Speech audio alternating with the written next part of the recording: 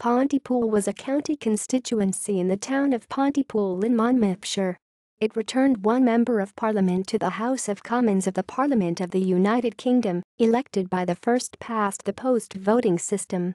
The constituency was created for the 1918 general election and was replaced with Torfaen for the 1983 general election. This was to correspond with the name and area of the Torfaen local authority created in 1974. The Torfaen constituency contained the whole of the old Pontypool seat, adding just 247 electors from Monmouth.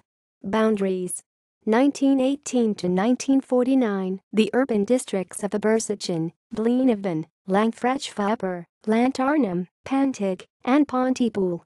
1950 to 1983, the urban districts of Blaenavon, Correspond, and Pontypool. Members of Parliament. Election results. Elections in the 1910s.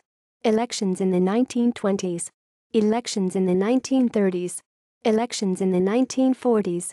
Elections in the 1950s. Elections in the 1960s. Elections in the 1970s. References: Lee Raymond's Historical List of MPs, Constituencies beginning with P, Part 2.